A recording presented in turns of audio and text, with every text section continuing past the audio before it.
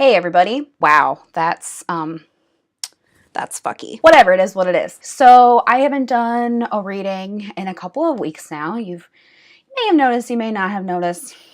Whatever. Truthfully, I've been having a bit of a rough time lately, and I don't really have a lot of room for other people's emotional, spiritual baggage. Kind of a little overwhelmed by just mine right now. I'm gonna be taking a little bit of a break. So I wanted to pop on today with a messy bun and no makeup on and talk about mental health in the spiritual community. This is something that I've wanted to talk about for a while, and honestly, I just keep avoiding it. And I recently saw some posts from some spiritual Instagram friends about this, and it re-inspired me to talk about it. And I don't really want to talk a whole lot about my personal experience because frankly, it's not relevant today. So part of being a spiritual person or someone in the spiritual community often includes engaging in holistic, natural, alternative remedies to physical, mental, spiritual health problems that we might have in our lives. So we can use spells, we can use crystals, we can use energy work, and all of this is supposed to heal us in a way that does not poison our body like medications do or like chemo does for cancer.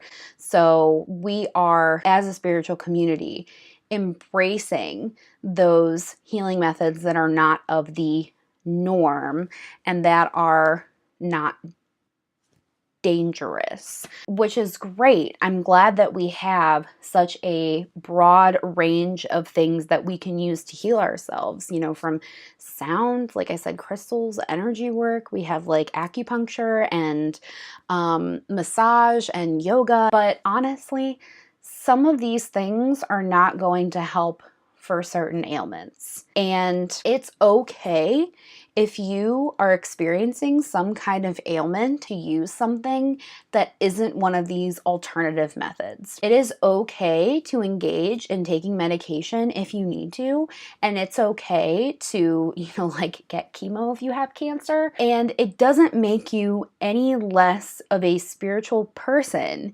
if you engage in these healing behaviors, taking meds, just doing what your doctor says, essentially. It also doesn't make you any less of a spiritual being if you experience mental illness. So if you are a depressed individual, if you are an anxiety-ridden individual, if you have borderline, if you have bipolar disorder, if you have schizophrenia, if you have a narcissistic personality disorder, whatever you have that you have no control over, girl, you are a spiritual ass being. You are not any less connected to the divine than anyone else.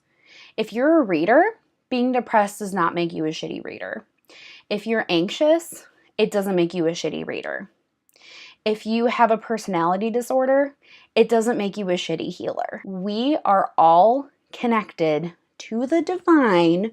We all have the ability to be spiritual people and be able to heal ourselves, even if we have a mental illness, and it does not make us any less than who we are. It's not a weakness. It's not a spiritual weakness. It's something that you have. Just because you are depressed and you are internalizing those feelings and you're having a shitty time, that doesn't mean that you are any less equipped to help someone else. People who have gone through trauma and who have gone through depression and PTSD and all of these things, they make the best counselors because they've been through the stuff. They know how to help the best. So I would probably argue that those with mental illness are more equipped to help people in that way because they understand what it's like to be coming from a place of not having control. And when you are put in a position when you don't have control over your mental state or even your physical state, you are able to identify so much better with people who don't feel like they're in control of their lives because you've been there. So if you are someone who is struggling with mental illness and you need to take medication or you need ECT or you end up being in the hospital, or you have to go to PHP, or you need individual counseling for years. Frankly, I'm glad you're taking care of yourself. If you are doing what you need to do to take care of yourself, I applaud you and I am so happy for you. And we should be celebrating that. We as a people, as a spiritual people, if we see someone taking care of themselves, even if it's not in a way that we agree with, we should be lifting them up and supporting them. We should not be trying to shove them back down, trying to make them feel like they're invalid. We need to lift those people up. We need to make it the norm for people to take care of themselves. We need to encourage people with mental illness to reach out, to accept help, and to try things in order to heal themselves. If we keep telling people with mental illness that they're not adequate, it's just going to feed the negative cycle that they already engage in their heads. And why would we want to do that to someone? So please, as a spiritual community, I don't want to go on and on with this video. This is really all I want it to be. As a spiritual community, stop feeding the idea that someone is inadequate if they are suffering from a mental illness or if they are getting help for that mental illness. It is not true. It is not helping. The only person you are helping is your ego, because putting others down for whatever reason, I don't care what kind of self-righteousness you have around the topic that you're speaking about, if you are judging somebody else in a negative way and putting them down, you are not helping. Even if you think you're helping, you are not helping them. Let's help people, especially people with mental illness who need our help the most. Isn't that what we're supposed to do as healers and as light workers? We're supposed to help people. So let's help people. That's all I want. I just want us to help people. I just want us to be inclusive. I just want us to be a support system. I want us to be somewhere someone can turn to for support and for help and for friends when they feel like they're shit. That's what I need most of the time. And that's what I find in people who have been speaking out about this, like Imogen Walters Intuitive and Sasha Astrology. These people who are just so inclusive and so kind and so compassionate, those people are what we should be.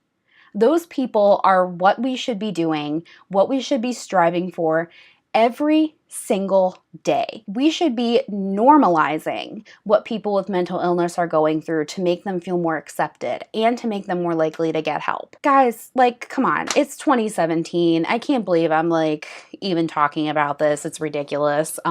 Just be nice to each other, and hopefully I'll be back on my feet and making videos again soon, because I do love doing it and I love connecting with you all. Everyone have a great weekend, and I will catch you later.